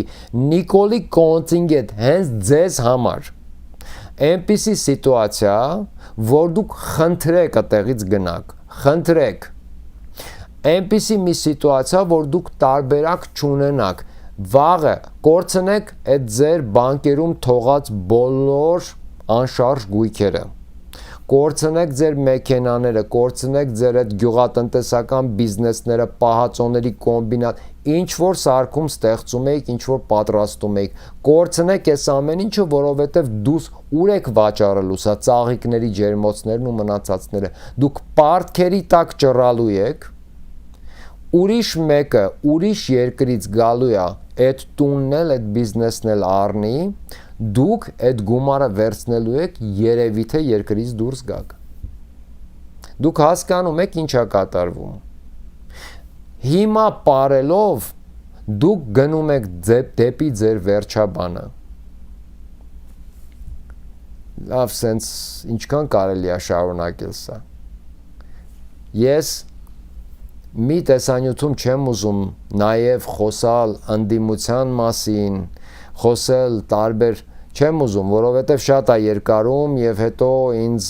լսողները ասում են, հա հետաքրքիր էր, բայց շատ երկար է, մի քիչ կարճ անենք, հա։ Ես տեսնում եմ, որ մարդիկ շատ երկար դիտում են իմ տեսանյութերը։ Ես տեսնում եմ 800 մարդ է նայել, 800 ժամ գրանցվում է, ես տեսնում եմ, բայց չեմ ուզում դա անել ձեզ։ Չեմ ուզում նման բան անել ձեր նկատմամբ, շատ երկար։ Ժողովուրդ, սթափվեք։ Սթափվեք։ Մենք կորցնելու ենք մեր պետությունը պարտքերից։ Սա արվում է հաշվարկված։ Վաղը մյուս օր երկու տարբերակ նորից ասեմ, կամ IMF-ը, կամ Ադրբեջանը ձեր եղբայր գալու է մեր պետության պարտքերը մարելու, իսկ այդ դեպքում Նիկոլը իրան ասել է, ինչ սահմանադրություն այդ տղա, ես քեզ պետությունն եմ նվեր տալու։ Պետությունը։ Երկու բառով է Ռուսաստանի մասին եւ վերջացնենք սրանով։ Ռուսաստանի տարած քաղաքականությունը արդեն ինձ մոտ սկսում է զզվանք առաջացնել։ Ինձ շատերը եւ բոլորը արդեն գիտեն, որ ես Հայաստանի շահերից դուրս գալով միշտ ավելի պրոռուսական հայացքներ ունեմ։ Բայց դա չի նշանակում, որ ես պրոռուսական եմ կամ Ռուսաստանը քննադատելու ոչ մի առիթ չի տալիս։ Ռուսաստանը իրոք քննադատելու շատ առիթներ է տալիս եւ ես հիմա դա անելու եմ։ Այն քաղաքականությունը, որը տանում է Ռուսաստանը ոչ միայն Հայաստանի, այլ ընդհանրապես բոլոր իր անկեր եւ թշնամի պետությունների հետ եւ նկատմամբ ուղղակի աննկարագրելի սխալ քաղաքականություն է իմ կարծիքով։ Եվ սա ես չեմ, որ սա կարծում եմ, լուրջ մեկնաբաններ կան, որոնք նույն բանն են կարծում։ Հիմա ասեմ, եթե Վլադիմիր Պուտինը շարունակի նման համբերատար քաղաքականություն տանելու, որ ոնց ասում են, նենց անում են, եւ համբերատար ձևով սենց առաջ են գնում, եւ պատասխան չկա ոչ Ուկրաինային, ոչ Ադրբեջանին, սպասում են իրոք իրանց մշտական այն ձևին, որ վերջում Մոսկվան կվառեն, բայց իրանց ուզածին կհասնեն, եթե իրենք իրոք սպասում են դրան, այս դարում դա չի լինելու։ Այս անգամ Մոսկվան վառելով հարց չի լուծվելու, Մոսկվան արդեն ուրիշներն են վառում։ Արդեն ոնց որ տեսնում եք Ռուսաստանում վատ տրամադրություններ կան Պուտինի նկատմամբ եւ ես դա ճիշտ եմ համարում, որովհետեւ ինչքան էլ որ ես Պուտինի քաղաքականությանը կողմնակից եմ եղել, որովհետև շատ համբերատար քաղաքականություն ունի։ Շատ անգամ ես հարգել եմ նրա Ուկրաինայի հետ տարած պատերազմի կանոնները, որովհետև ինչ ով ուզում է ասի, նա միևնույնն է Ուկրաինայի հետ փորձեց պինցետով աշխատի, որպեսզի հանկարծ շատ ուկրաինացի չվնասվի։ Ինչքան էլ որ վնասվեցին իրենց խելքից, որովհետև ուղղակի մարդականակ էին ուղարկում այդ Միսարովկի մեջ, դա հիմարություն էր, բայց Զելենսկին, քանի որ Զելենսկին թքած ունի իր ազգի վրա, դա նորմալ բան է եւ Ամերիկայի, Անգլիայի եւ Եվրոպայի համար նշանակություն չունի, որ մի սլավոնը կմեռնի որ կողմից։ Դա կլինի Ռուսաստանի կողմից, թե կլինի Ուկրաինայի, թե նրանք սլավոնների նկատմամբ մեծ ատելություն ունեն եւ ինչքան շատ սպանեն, այնքան ավելի լավ։ Իրենք անգամ ասում են Այն այս քանի օր առաջ սատկած Լինձի Գրամը միշտ ասում էր, որ իրենք նման լավ գումար դեռ ծախսած չկան, ռուս են սպանում։ Այս մարդկանց մոտ ռուսի նկատմամբ derangement կա, այսինքն լուրջ սինդրոմ կա, ռուս ատելու, սրանք լուրջ ատելություն ունեն եւ մի մոռացեք, որ նաեւ ատելություն ունեն հայերի նկատմամբ։ Ես արդեն սրա մասին խոսել եմ կարճ համառոտ, բայց ես ձեզ պատմելու եմ այն միջադեպերը, որոնց մեջով անցել եմ ես այս երկրում, Ամերիկայում, քանի որ ես նորից ասեմ, չեմ ապրել հայերի մեջ, ապրել եմ ամերիկացիների մեջ, հայերից շատ հեռու։ Եվ միայնակ եմ եղել այս երկրում ամերիկացիների մեջ։ Եվ այն ռասիզմը, որ ես եմ տեսել, զգացել իմ կաշվի վրա, մինչև այսօր անտանելի է ուղղակի, անտանելի։ Դա ուղղակի մի ուրիշ աստիճանի ռասիզմ է։ Դուք կարծում եք Ռուսաստանում կա ռասիզմ մեր նկատմամբ, Ամերիկայում ռասիստներ չկան։ Ամերիկան ամենամեծ ռասիստական պետությունն է։ Ուղղակի, քանի որ Գլենդելում, Հոլիվուդում հայերը բոլորով իրար հետ են ապրում, եւ ընդհանուր կարծիքը Հայաստանում այնպիսին է, որ ստեղ դրախտ է,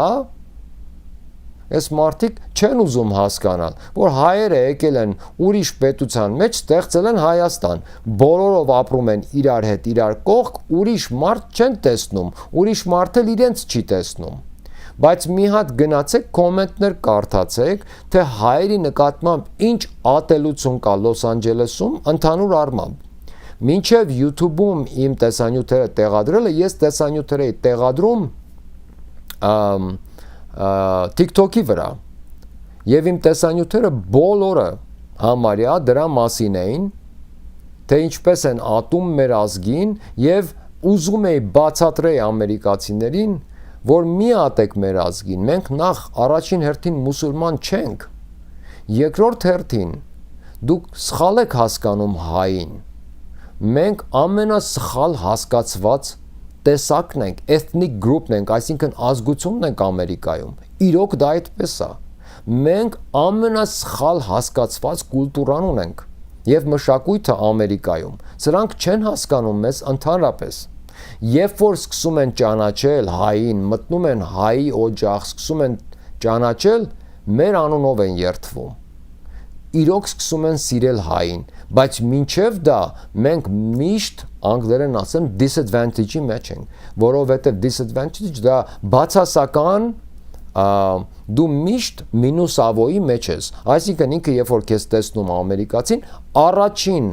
հայացքից նա մուսուլման է տեսնում, քանի որ Ամերիկայում մարդկանց իրենք գնահատում են եւ առանձնացնում են ռասայով միայն, դա այդպես է, ստեղ երբ որ պոլիսը գալիս է մի միջադեպ է եղել,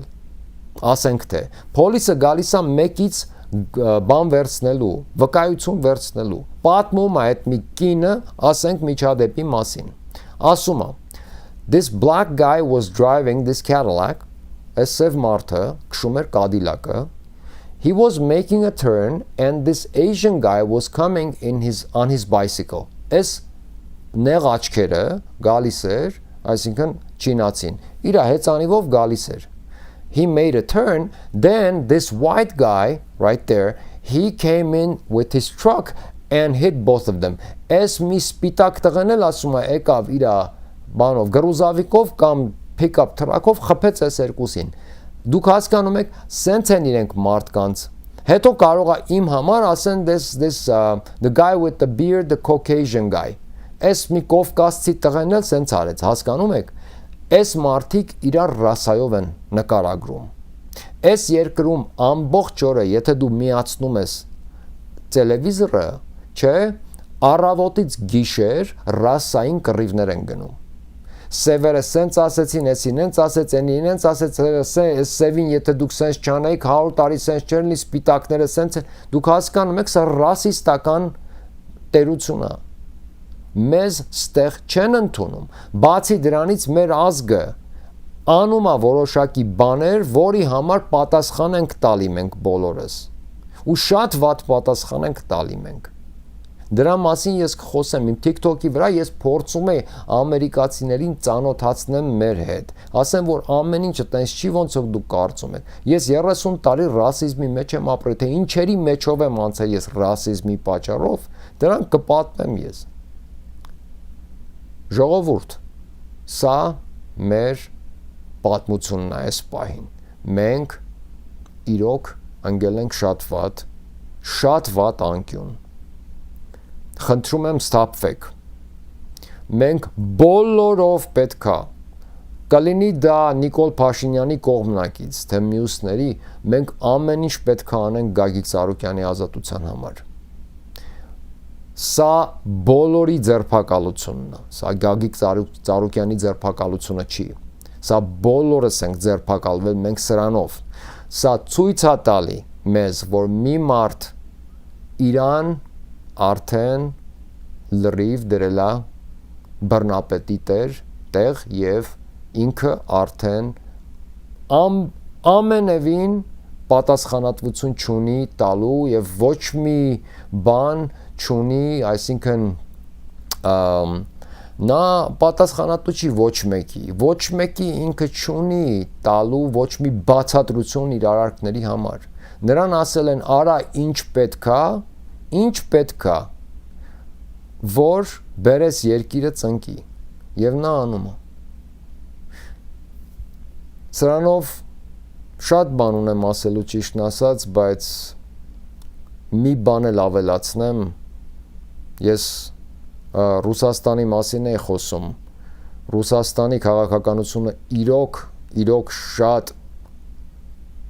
շատ տագնապի մեջ է գցում ինձ, ինչի համար, որովհետև եթե Ռուսաստանը շարունակի նման ձև առանց ոչ մի կտրուկ քայլերի իր թշնամիների, իր երկրի շուրջ կատարվող բոլոր այս իրադարձությունների, Ադրբեջանի նամանավանդ նկատմամբ, Թուրքիայի նկատմամբ, Հայաստանի նկատմամբ, Ռուսաստանը չանի բոլոր այն ճիշտ քայլերը եւ ինչ որ մեծ բաներ չանի Ռուսաստանը, մեծ քայլերի չդիմի մոտակա ժամանակներում, ինձ թվում է Ամերիկան եւ Ռուսաստանի թշնամիները կհասնեն իրենց ուզածին Ռուսաստանի հենց մեջ, որովհետև նրանց պլանը հենց դա է, որ Ռուսաստանի մեջ Ռուսաստանի ժողովուրդը Պուտինի հարցերը լուծի եւ Ռուսաստանի ժողովուրդը քանդի Ռուսաստանը, ոչ թե իրենք, քանի որ իրենք տեսնում են, որ դա հնարավոր չի։ Ռուսաստանին թվում է, թե այս անգամ էլ ոնց որ տեսնում եք, իրենց թվում է, թե այս անգամ էլ իրենք ուղղակի կսպասեն վերջում մի մեծ ինչ որ ասենք վերջում կարող է ատոմայինով խփեն ինչ որ մեկին կամ թեթև ինչ որ մի մեծ հարված հասցնեն այնց որ, բայց դա հարցի լուծում չի, դա ավելի մեծ խնդիր է առաջացնելու։ Ես ասել եմ 2010 թվից եմ ես ասում, որ Պուտինը լիբերալ է, նա իրոք լիբերալ է եւ ես շատ լավ հասկանում եմ, որ Ամերիկայում եւ Անգլիայում հասկանում են, որ Պուտինը լիբերալ է, բայց լիբերալ լինելով նա Ռուսաստանի շահերը պաշտպանում է եւ ասում է Ռուսաստանի ռեսուրսները մնալու են Ռուսաստանում եւ Ռուսաստանից եթե դուրս գան, դա լինելու է գումարով, այսինքն թե բարտերով կամ վաճառքի միջոցով։ Այս գումարները Ռուսաստանի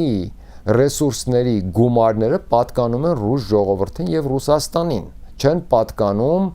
Անգլիայի կենտրոնական բանկին կամ ուրեմն Ամերիկայի Միացյալ Նահանգներին։ Եվ խնդիրը սա է, ուրիշ խնդիր ստեղ չկա, Ռուսաստանի հետ խնդիր չէր լինի, եթե նրանք ուղղակի չուզենային շարունակեին այն նույն քաղաքականությունը, որ անում են համարյա բոլոր պետությունների հետ։ Եւ Ամերիկայի ժողովուրդը, Ամերիկայի քաղաքացիները չեն օգտվում դրանից։ Այսինքն, երբ որ Ամերիկան ծախսում է իմ մյուսի թաքսից վերցրած հավաքած միլիարդները մեզնից վերցրած մեր եկամուտներից եւ գնում է ուրիշ պետություններ թալանելու կամ չգիտեմ ինչ հեղափոխություններ անելու, որպեսզի այնտեղի ռեսուրսները վերցնի, դրանք վերցնելով Ամերիկայի ժողովուրդը ընդհանրապես ոչ մի բանից չի օգտվում։ Այսինքն մենք նորից մեր բենզինին տալիս ենք, եթե բենզինի լճացում լինի, մենք բենզինին նորից տալու ենք շատ բարձր գին եւ մնացած ամեն ինչին տալու ենք շատ բարձր գին, այսինքն մեր Ամերիկայում ժողովրդին դրանից օգուտ չկա։ Եվ ամերիկացին ինքը հասկանում է դա եւ հասկանում է, որ Ռուսաստանի փլուզումը իրեն ոչ մի բան չի տալու։ Հա, մարդիկ կան, որոնք ուղակի ռոպագանդայի տակ մնացած ուզում են դա լինի, փլուզվի Ռուսաստանը, բայց շատ մարդիկ էլ ասում են ինչի համար, եթե կարող ենք բարեկամություն անել կամ ուղակի գնել են ինչ որ իրենք վաճառում են կամ փոխանակել եւ բոլորս հանգիստ կապրենք, բայց ոնց որ տեսնում եք պետությունները այդպես չեն տեսնում։ Իրանում 96 million 96 միլիոն մարդ Իրանում մարդկային ահռելի մի կապիտալ չի օգտագործում անգլիական եւ ամերիկյան բանկեր։ Այնտեղ չկա ամերիկյան եւ անգլիական բանկային համակարգ, իսկ 96 միլիոնանոց մարդկային կապիտալը դա ահռելի եկամուտներ են անգլիական եւ ամերիկյան բանկերի համար եւ նրանք չեն կարողանում ժողովրդական լեզվով ասել պրաբիտ անել, ուրեմն Պարսկաստան, դրա համար ամեն ինչ անում են, որ Պարսկաստանի բենզինը, գազը վերցնեն եւ Պարսկաստանի մարդկային կապիտալից օգտվեն բանկերի միջոցով։ Սա բիզնես է, սա շահ է։ Ստեղ միայն կապիտալիստական գերտերությունները նայում են ամեն ինչին շահի աչքերով, ոնց կարող են օգտվել եւ վերջ ուրիշ բան չկա ստեղ։ Եվ հիմա Հայաստանը ուղակի այս պահին, եթե դուք ուշադրություն դարձնեք, թե քանի հատ իսրայելական ագենտ է աշխատում ձեր կողքերը ամեն օր, որ դուք չեք էլ տեսնում, որ դրանք ագենտներ են, քանի որ նրանք դարել են ազգի ընկերներ, եղբայրներ, ասենք այդ Ալեքսանդր, այդ որ հայերեն է խոսում, որ մեզ բոլորիս ճանապարհ ցույց տալի այդ երիտասարդը, որ ասում է, որ ինքը ծառայել է IDF-ում Իսրայելի բանակում եւ Մոսադի ագենտ է եւ հայերեն է սովորել եւ ազգի ինչ որ մի զանգված իրեն շատ շոյված ազգում, որ սա հայերեն է խոսում, մեր պատմությունը գիտեք հայերենը, գիտեք ինչ լեզու է, ես հայերենը հպարտանում եմ, որ խոսում եմ հայերեն եւ ես հիմա ասեմ, ես ով եմ, ասում է, ես այն մարդն եմ, որ Իսրայելի բանակում գնացել եմ, ես ծառայել եմ, ես հասկանում եք, սա ագենտ 1 Են մյուս նորից այդ մի հատն էլ կա, որ աներեսի պես անընդհատ գրում է։ Դուք հասկանում եք, մեր երկիրը հիմա դարել է իրենց շահի, նրանց պետք է։ Տեսակ ինչ արեցին։ Իսրայելը ինչ որ մի պահ որոշել էր, մի պահ իրենց տեսան փոշմանել են Ադրբեջանին, օգնել են, ցեղասպանությունը բերեցին միանգամից օգտագործելու։ Հենց որ Ադրբեջանը կողքից ասեց լավ, ինչ ուզում ես կտամ, միանգամից հետ քաշեցին։ Հասկանում եք ինչ է կատարվում։ Նրանք այո, տեղա գալիս, որ Իսրայելը փոշմանում է Ադրբեջանին օգնելու, որտեղ Ադրբեջանը շատ է իրան ավելնորդ բաներ թույլ տալիս եւ Ալիևը վերջում շատ վատ ապտակ է ուտելու, շատ ծանր ապտակ, ես չգիտեմ ումից, բայց կամ Նաթանյահուից է ուտելու, կամ Թրամփից, կամ Պուտինից, բայց մեկից ուտելու է հաստատ, եւ եթե ոչ Էրդողանից, բայց ոնց որ տեսակ, ես արդեն ասել էի վաղուց, որ եթե Ռուսաստանը շարունակի եւ TikTok-ի վրա ունեմ դա, եթե Ռուսաստանը շարունակի սենց իր մեղմ քաղաքականությունը, Ամերիկան չի թողնելու, որ Իսրայելը դառնա այդ տարածաշրջանի գերպետությունը։ Ես արդեն բացատրել եմ ինչի համար։ Եվ ամիսներ, 6 ամիս առաջ է ես արդեն տեսանյութ տեղադրել, որ Ամերիկան Թուրքիային նշանակելու է տարածաշրջանի գերպետությունը եւ Հայաստանը տալացվելու է իրանց որպես մուծման դեպոզիտ։ Քանի որ Թուրքիան ասելու է, եթե ես դառնամ ստեղի գերպետությունը, քո այս չիվավաները անընդհատ իմ ոտերը կծելու են։ Դրա համար Ամերիկայից իրենց սիրուն դիվանագիտությամբ պոկում են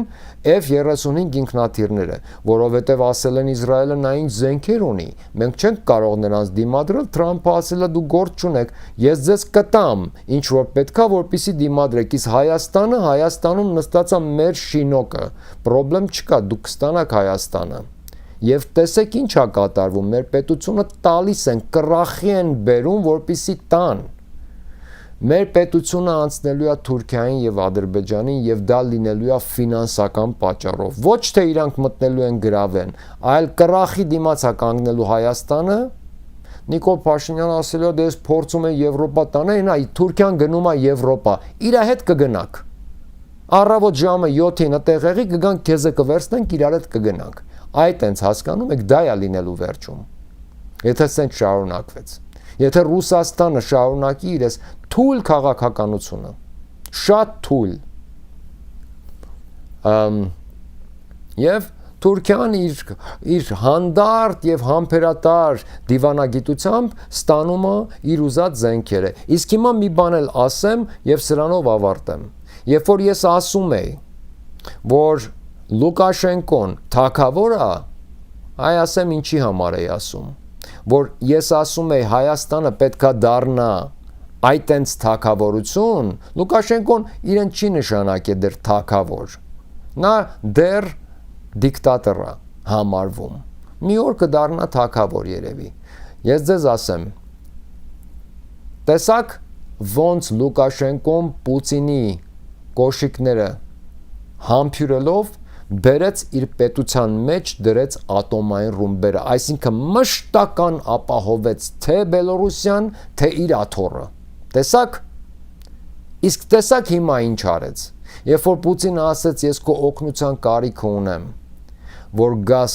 Ուկրաինայի պատերազմին մասնակցեք, մեր հետ միասին Բելորուսները, Լուկաշենկոն բաց ձևով ասեց ես չեմ ուզում խառնվեմ այդ պատերազմին, խնդիր չկա, լիքը հարցերով կօգնեմ քեզ, բայց պատերազմին չեմ մասնակցելու։ Տեսակ ինչ արեց։ Տեսակ Լուկաշենկոն, ով ուզում է սիրի չսիրի,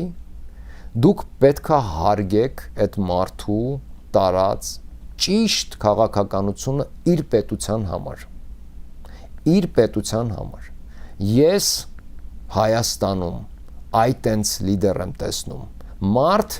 որը որ կհանդարտեցնի երկրում իրավիճակը, բոլորին կխախանդացնի, կբերի իրար գլուխ,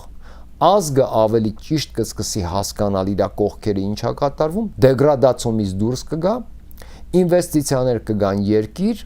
որտեղ որ կան ատոմային ինչ որ ուժեր։ Իսկ Հայաստանում Ռուսաստանը առաջարկեց գա ատոմակայան սարքի, իրենք բերեն կառուցեն, մեր ոչխարները ասացին մեզ պետք չի ձեր ոչ մի բանը, գնացեք ձեր ատոմակայանով, ինչի Սովետական միությունը, որ մետրոն կառուցեց, Սովետը փլվելուց հետո Ռուսաստանը մետրոն տարավ հետը, թե մինչև այսօր այդ մետրոյով դուք ման եք գալիս, համալիրը, որտեղ որ գնում տրճկում եք, տրնգի եք պարում,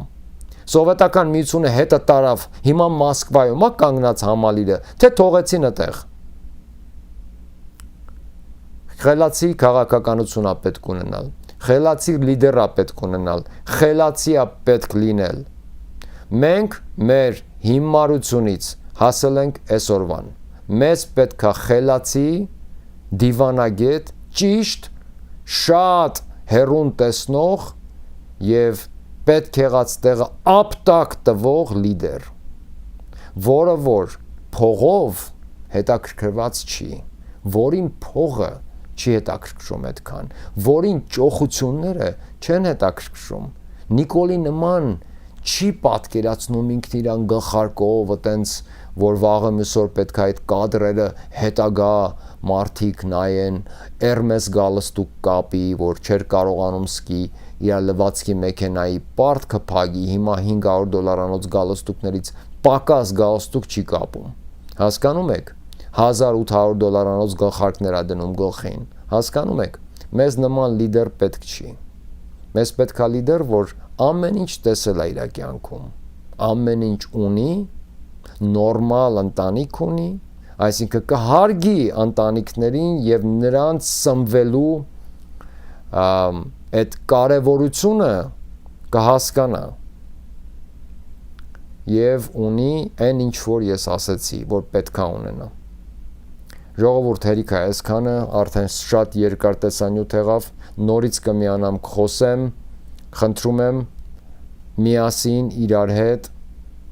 համախմբված, մտածված մենք պետք է մեր պետությունը մի կերպ պահենք։ Շնորհակալություն, որ դիտեցիք, կիսվեք ձեզ հետ իմ եւ ձեր մտքերով կոմենտներում, անպայման խնդրում եմ լայքերը դրեք, որովհետեւ շատ կարեւոր է եւ այդ լայքից ավելի կարևոր բան այս տեսանյութերի համար ուղղակի չկա։ Մեզ պետքա որ իմ տեսանյութերը տարածվեն դրա պատճառով, ուրիշ ոչ մի պատճառ, խնդրում եմ, սխալ մի հասկացեք, ես իրականում այդ լայքով չեմ շոյվում։ Այո, շնորհակալ եմ, որ դնում եք, ես իհարկե, եթե ես գործ եմ անում, մարդիկ իրականում հավանում են այն ինչ որ ես ասում եմ, համաձայն են, համամիտ են ինձ հետ, իհարկե, դա հաճելի է յուրաքանչյուրին, բայց այս պահին իրականում ինձ համար շատ ավելի կարևոր է տեսանյութերը տարածելը։ Ուղղակի որպեսզի շատ ավելի մարդ նայի։ Եթե մի հոգի մարդ էլ ոնց որ ընտրության ժամանակ 10 հոգի մարդ գնաց իմ տեսանյութերի ոգով ընտրելու, որ չէր ընտրելու։ Հիմա նույն կերպ 10 հոգի մարդ թող արթնանա, խնդրում եմ։ Շնորհակալություն ձեզ, նորից կզրուցենք շատ շուտով։ Հաջողություն ձեզ։